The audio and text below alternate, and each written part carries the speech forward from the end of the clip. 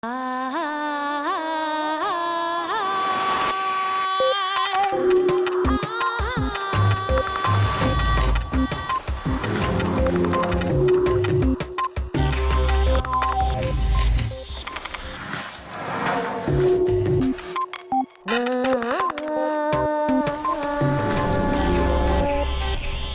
cabe duda de que la realidad es distinta de cómo la vemos. Kia Nobre.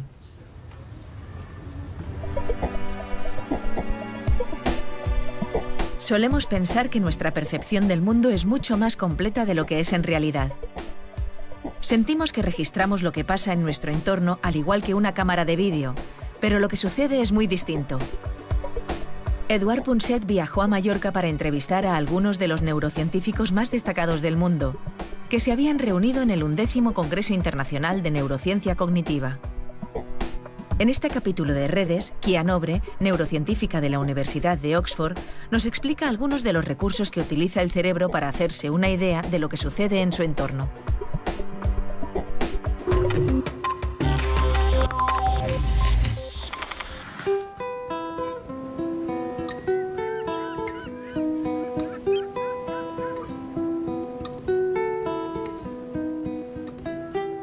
Kia Nobre es una neuróloga científica que empezó su vida en Brasil y ahora está en Londres después de haber estado en Estados Unidos, pero en todas partes donde yo he ido habían oído hablar de Kia y habían oído hablar de ella porque es una de las pocas científicas que dedica prácticamente todo su tiempo a analizar y a medir, no solo a analizar, y a pensar sobre ello, sino a medir, a intentar medir el funcionamiento del cerebro.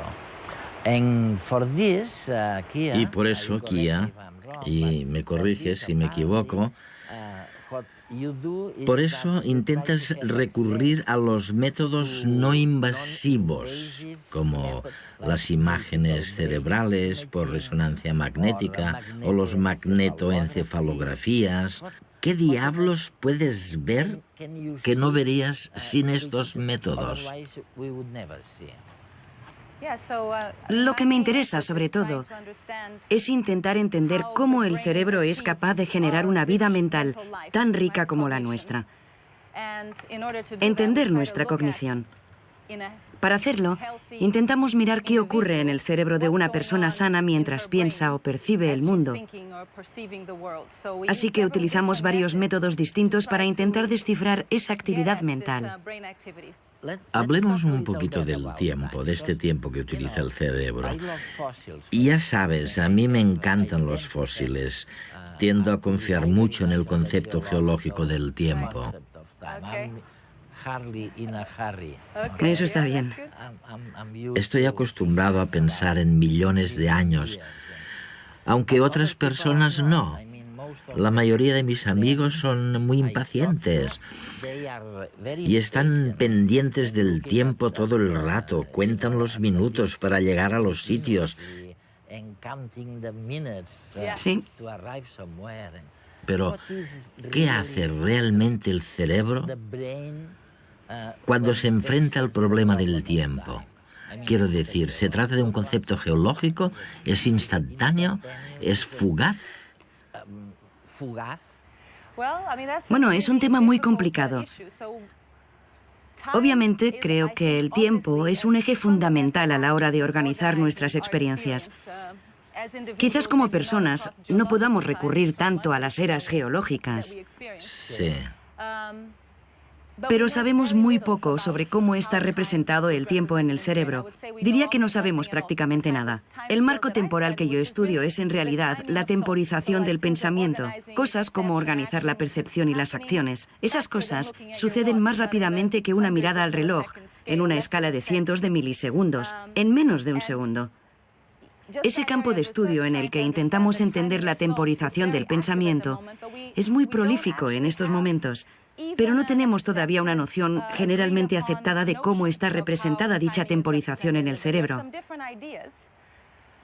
Y sin embargo, supongo, bueno, Creo que lo que estás diciendo es que la concepción que nuestro cerebro tiene del tiempo, si es que existe algo así, gestiona la forma que tenemos de percibir, de comprender, de comunicar, de hablar. ¿Es así esto? Sí, es muy importante. Como he comentado, creo que la concepción del tiempo es un eje fundamental a la hora de ayudarnos a organizar y ordenar nuestros pensamientos y nuestro comportamiento. Nuestro cerebro no es simplemente un receptáculo que almacena cosas y ordena toda la información que le llega, sino que no cesa de hacer predicciones, proyecciones, y lo hace al dar expectativas de lo que es importante para nosotros, como la identidad, el lugar donde se cumplirán, pero también la temporización. Nuestra actividad cerebral, desde los primeros sistemas existentes, cambia su excitabilidad en función de nuestras expectativas temporales, basándonos en lo que ocurre en cada momento. No siempre lo podemos controlar, no siempre somos conscientes de ello, pero sucede todo el tiempo. Fíjense en cada una de estas imágenes.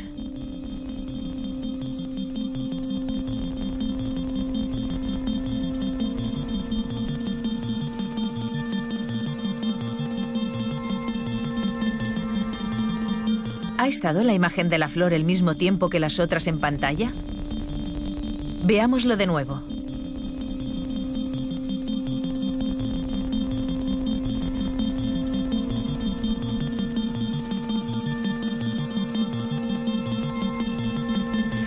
Aunque parezca que la imagen de la flor dura un poco más, en realidad todas duran lo mismo.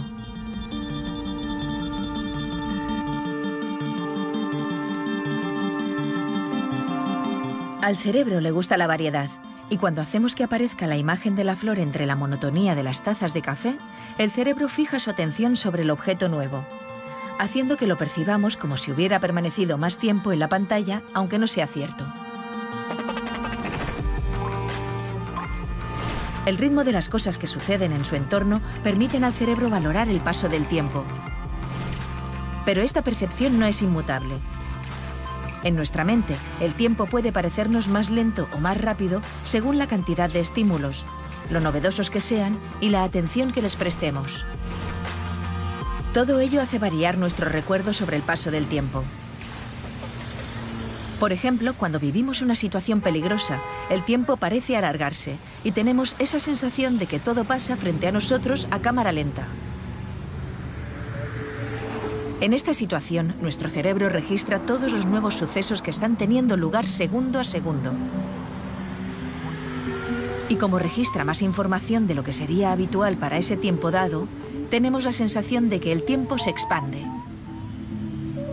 La atención a ciertos detalles también explica que el cerebro tenga problemas a la hora de valorar el transcurso del tiempo durante periodos prolongados.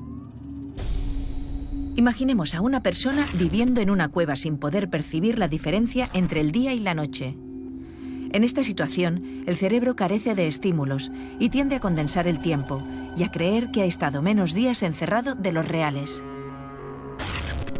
Lo que los investigadores proponen es que cuando un suceso se repite, el cerebro invierte menos en inspeccionarlo y la repetición acostumbra a este, que da por sentado lo que va a ocurrir luego. Mientras que cuando algo nuevo acontece, el cerebro no tiene cómo predecir qué pasará y se disparan las señales de alarma para que se ponga en actividad y aprenda de la situación.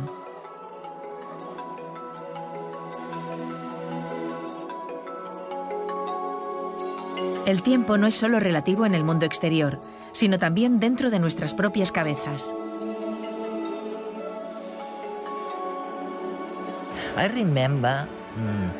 Una vez, mientras reflexionaba sobre la parte útil del tiempo, me acordé de Eagleman, con quien has trabajado, lo sé. Él estuvo en redes también hace algunos años.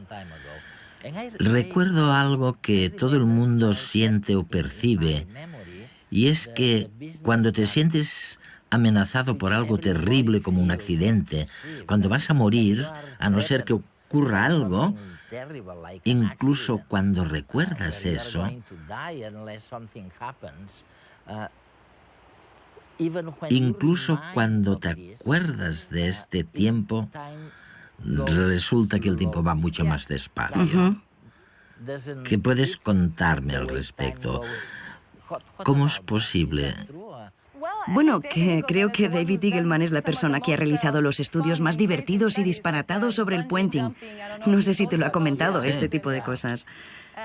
Es cierto que cuando centramos nuestra atención en algo, cuando nos sucede algo amenazador y nos sentimos motivados para buscar qué ha pasado, estas cosas cambian nuestra percepción del tiempo. Hay muchas otras ilusiones temporales a las que nos enfrentamos constantemente. Las damos por sentadas y no nos damos demasiada cuenta, pero si, por ejemplo, nos fijamos en la esfera de un reloj que se mueve, parece que el reloj se ha detenido un instante y que luego se vuelve a poner en marcha. Está relacionado con el hecho de centrar la atención en el tiempo que se retrasa, en el tiempo que se ralentiza. Y hay muchos casos. Creemos que el tiempo es algo lineal y predecible, pero es algo que moldea nuestras experiencias y el estado en el que nos encontramos como organismos. Es fantástico porque lo que sugieres es que en verdad estamos haciendo predicciones todo el tiempo. Sí. Que el cerebro manifiesta sus propias ideas sobre lo que está ocurriendo fuera. Sí.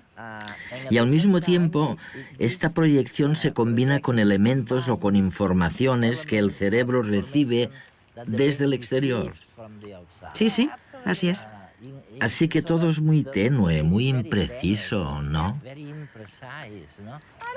Bueno, depende de para qué creas que sirve la percepción. Si piensas en ello como en una forma de obtener una visión fotográfica o cinematográfica del mundo, entonces la verdad es que lo hace fatal. Creemos que tenemos una buena película, pero si la detenemos y ocultamos algunas partes de la escena y preguntamos ¿qué había aquí y allí?, la gente no tendrá ni idea. En general, como mucho, vemos dos cosas en un momento dado. Lo que sucede es que tenemos la sensación de verlo todo porque todas esas cosas son posibilidades, pero no están realmente codificadas. Ahora bien, si pensamos que la percepción existe para ayudarnos a hacer lo que tenemos que hacer, para sobrevivir en este mundo, entonces creo que de hecho es un muy buen sistema. Bueno, el tema es conciliar lo que tú estás diciendo con lo que yo preguntaba hace muchos años a mis amigos físicos, ¿no?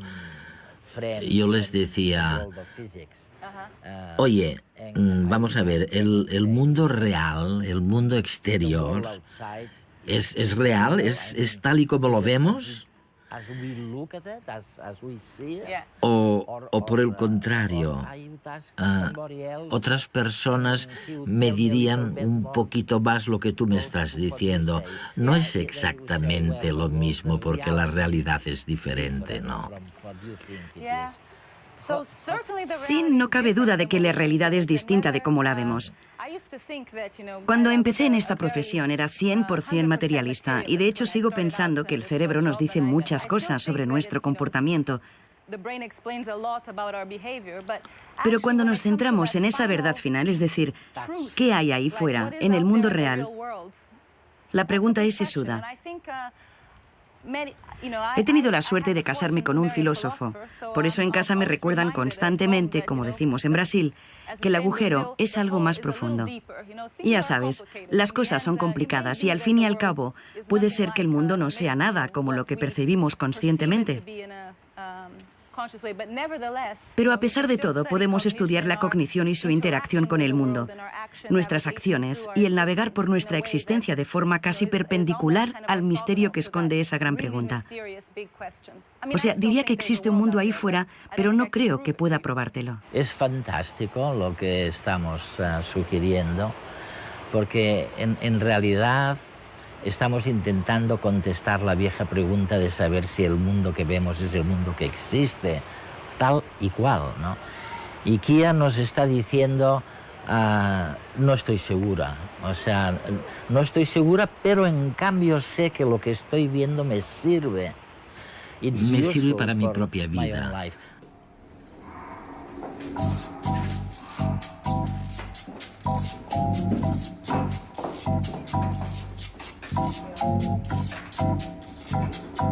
Nuestra idea sobre el funcionamiento del cerebro ha variado. Desde considerarlo un espejo donde el mundo exterior se refleja a cada instante, a verlo como el creador de la realidad, adelantándose a lo que pasa alrededor. ¿Qué pasa?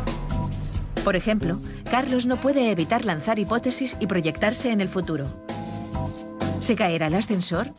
¿Llegaré a tiempo a la cita? El cerebro está constantemente adelantándose a lo que está ocurriendo. Hola.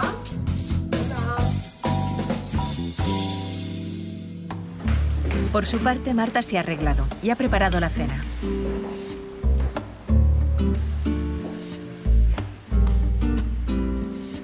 Todo está listo, pero Carlos tarda y ella se impacienta.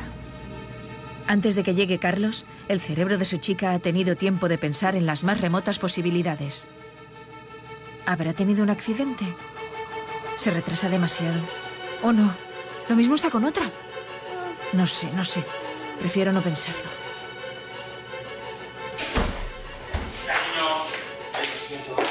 Pero lo ha pensado. ¿Te habías metido? Y ahora que tiene a Carlos frente a ella, no puede evitar el notar ese nuevo aroma. ¿Cómo parece más desaliñado y nervioso que de costumbre? ¿Y esos cabellos en su camisa? Ya no le quedan dudas. Carlos ha estado con otra. ¿Cenamos? Nuestra atención es selectiva y amplifica o filtra la información que le llega del mundo exterior conforme a nuestros propios propósitos y deseos, creando hipótesis del mundo que, junto a las memorias que retenemos en nuestro interior, guían y manipulan la información sensorial para crear nuestra realidad particular. La percepción de la realidad es una construcción de la mente. La eterna pregunta sigue aún sin respuesta. ¿Conocemos la realidad o solamente pensamos en ella? Nuestra mente es el umbral entre el mundo físico y nuestro particular mundo de pensamientos. ¿Ha habido algún cambio? Quiero decir, un cambio real entre el mundo al que estaban acostumbrados nuestros abuelos, que supuestamente era un mundo con muy pocos objetos y poca atención, al mundo de hoy, al mundo digital, culpable de que reprochemos a nuestros estudiantes que no se concentran suficientemente porque reciben tantos estímulos que son incapaces de asimilarlos? Quiero decir, ese mundo era menos vacío que el mundo actual. Creo que el mundo ha cambiado. Hay algunos estudios de colegas míos de distintos países que ponen de manifiesto que aun cuando el mundo es un lugar cada vez más ajetreado y caótico, los niños, al jugar a los videojuegos y consolas, también se concentran mejor. Así que no creo que debamos disculparlos diciendo, es que mis estudiantes, los jóvenes, reciben demasiada información, porque pienso que la formación que reciben les proporciona mejores herramientas para gestionarla. Recuerdo siempre la camiseta de un pedagogo amigo americano que decía, decía, mamá, no es que tenga un déficit de atención, es que no me interesa. Sí, exactamente. Creo que tiene mucho que ver con eso. No me interesa lo que estás diciendo. Claro. Creo que las cosas han cambiado, pero quizás lo veo así por mi edad, porque estoy en esa etapa de la vida en la que a uno le empiezan a molestar los cambios. Me parece que la gente evita pensar mucho, pensar en silencio. Leer algo de principio a fin. Huyen del mundo real. Creo que sí, no lo sé, quizás a la gente le da miedo pensar, le da miedo reflexionar sobre los grandes misterios de la vida. Espero que no. Bueno, los amigos de tu marido, los filósofos, la gente del mundo educativo, hablan justamente del éxodo de la realidad. Sí. Dicen que la gente se aleja de la realidad porque lo cierto es que resulta muy aburrida. Me temo que se trata más de un éxodo de la mente que de una huida de la realidad. No me preocupa demasiado la realidad en ese sentido. Pienso que la gente debería volver a prestar atención a su mente y quizás a otras partes también. ¿Cómo se puede vivir sin reflexionar sobre esos grandes misterios de nuestro tiempo? No entiendo cómo a la gente ya no le interesan esas cosas. Yo no pude estar ni un día sin pensar cosas como, ¿por qué pienso? ¿Por qué? ¿Qué estoy viviendo? ¿Por qué me siento así? ¿Cómo empezó el universo? Son preguntas divertidas. No sabemos qué nos va a ocurrir, así que quizás vale la pena maravillarse ante esos increíbles misterios, ¿no? Siempre he pensado que infravaloramos el grado en el que las emociones o el impacto de una situación especial pueden influir en el tiempo e influir en la memoria a largo plazo. Quiero decir, ¿solo guardas en la memoria aquello que fue importante, destacable, algo Importante. O destacable, memorable? Es cierto, es la otra cara. Igual que decíamos que la percepción no es una película, tampoco la memoria es un archivo cinematográfico. Quiero decir que la memoria es un conjunto de cosas que tú elegiste del entorno porque en su día te resultaron interesantes o útiles. Nuestra experiencia es ese círculo entre percepción, acción, memoria, guiar la percepción, realizar una acción y guardar un recuerdo. Es un círculo de influencias mutuas y los recuerdos cambian constantemente nuestra forma de percibir el mundo. Después, solo elegimos aquella parte del mundo que nos resulta relevante, la conservamos en la memoria y esto cambia nuestra forma de percibir el mundo y se supone que se repite en este, esperemos, círculo virtuoso y no vicioso. ¿Y qué es lo que nos lleva a elegir un recuerdo en particular y no otro? ¿Cómo funciona? ¿Cuál es el papel? Creo que tú lo llamas atención selectiva. Sí. Creo que es una interacción entre varios aspectos. Posiblemente uno tenga que ver con nuestro aprendizaje. Por un lado, cuando estamos en una situación en la que nos hemos planteado un objetivo o una tarea, nuestro cerebro prepara todo lo que es relevante para el desempeño de dicha tarea. De modo que ahí fuera aparecerá todo lo que tenga que ver con esta y tendrá ventaja. Llamamos a esto enfoque de arriba abajo, es decir, nuestra voluntad se proyecta sobre la tarea y sobre nuestra percepción. Por otro lado, es obvio que la evolución también es otro largo proceso de aprendizaje que llevamos codificado. La sensibilidad ante cosas que potencialmente pueden resultarnos relevantes. Señales que hay ahí fuera, por ejemplo, cualquier cosa muy ruidosa, brillante, que se mueva deprisa hacia nosotros. Todo eso lo procesamos inmediatamente. Así que es una interacción entre lo que queremos y aquello a lo que tenemos que reaccionar por nuestra propia evolución, tal y como está codificado en nuestro sistema perceptivo.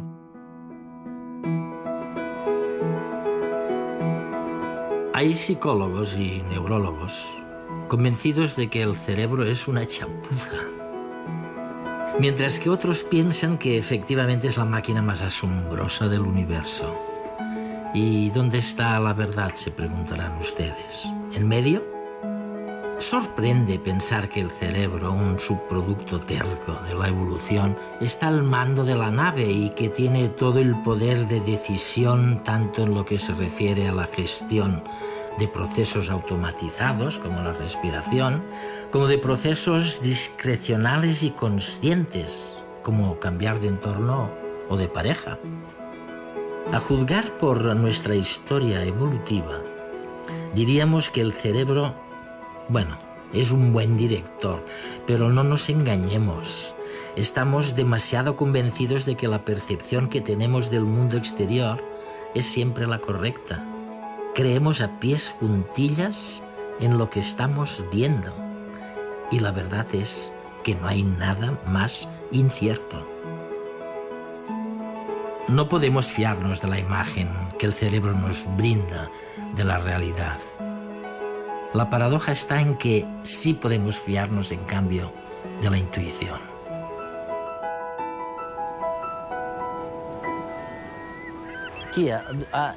Cuando mis amigos me preguntan algo preocupados, si tienen que confiar en su intuición o si por el contrario tienen que analizar cada situación antes de tomar una decisión, tiendo a decirles que se olviden de la razón y que se dejen llevar por la intuición, porque la intuición es una fuente de conocimiento Creo que sí. No te voy a contestar con una respuesta contrastada, pero pienso que nuestra intuición es el resultado del largo proceso de aprendizaje de nuestra adaptación.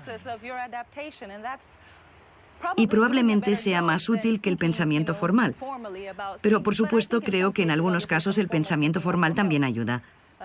En algunas situaciones, por ejemplo, si te preocupa tener que resolver un examen de lógica, seguramente tendrás que aplicar un pensamiento racional. No obstante, creo que en la mayoría de los casos estamos inconscientemente muy bien preparados para enfrentarnos y reaccionar ante las distintas opciones y oportunidades, porque tenemos un conjunto de recuerdos que nos permiten optimizar nuestro comportamiento en cada momento. La verdad es que no sabíamos nada sobre el cerebro hasta hace muy poco, hasta hace muy pocos años. Y ahora de repente tenemos la sensación de que estamos descubriendo un mundo nuevo, ¿sabes? De que estamos recibiendo algunas pistas que quizás nos digan por qué somos como somos. ¿Es así como lo ves? Sí, creo que es un auténtico privilegio vivir en una época en la que las tecnologías nos permiten analizar esos principios, desde el cerebro hasta el comportamiento. No creo que sepamos tanto como a veces nos quieren hacer creer en los medios de comunicación o los periódicos. A veces pensamos, aquí está el centro del cerebro o allí. Algunos, como yo misma, pensamos que el cerebro no funciona así en absoluto, sino que creemos que el sistema es mucho más dinámico, por lo que creo que todavía tenemos mucho que aprender. Lo que sí es cierto es que ahora disponemos de algunas herramientas que nos permiten adentrarnos en el cerebro humano sin tener que recurrir a personas que enferman o sufren un ictus. Por eso creo que estamos viviendo un tiempo con muchas posibilidades. Pero espero que nos ayude a plantear más preguntas en lugar de darnos soluciones fáciles, porque sería muy aburrido.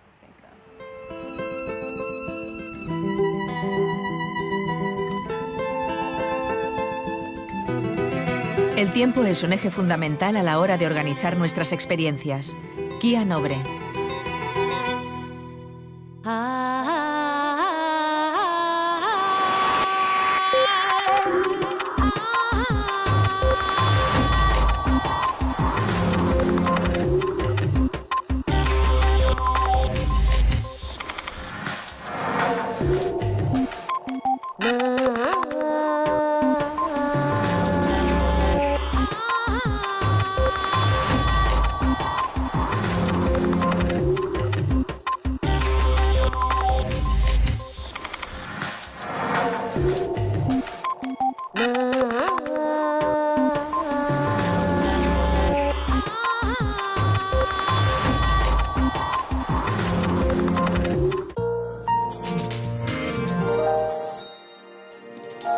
A los métodos no invasivos, como las imágenes cerebrales por resonancia magnética o los magnetoencefalografías. ¿Qué diablos puedes ver que no verías sin estos métodos? Lo que me interesa, sobre todo, es intentar entender cómo el cerebro es capaz de generar una vida mental tan rica como la nuestra. Entender nuestra cognición. Para hacerlo, solemos pensar que nuestra percepción del mundo es mucho más completa de lo que es en realidad. Sentimos que registramos lo que pasa en nuestro entorno al igual que una cámara de vídeo, pero lo que sucede es muy distinto. Eduard Punset viajó a Mallorca para entrevistar a algunos de los neurocientíficos más destacados del mundo, que se habían reunido en el 11º Congreso Internacional de Neurociencia Cognitiva. En este capítulo de Redes, Kia Nobre, neurocientífica de la Universidad de Oxford, nos explica algunos de los recursos que utiliza el cerebro para hacerse un...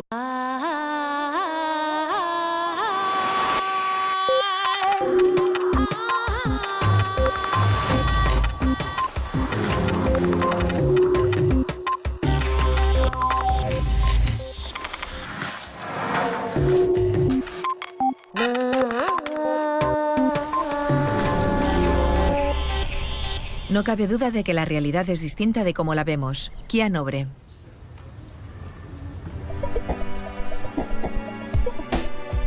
En todas partes donde yo he ido, habían oído hablar de Kia.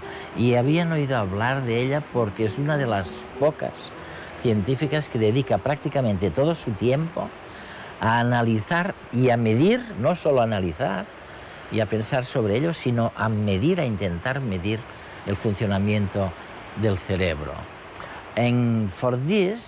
Y por eso, Kia, y me corriges si me equivoco, por eso intentas recurrir Una idea de lo que sucede en su entorno.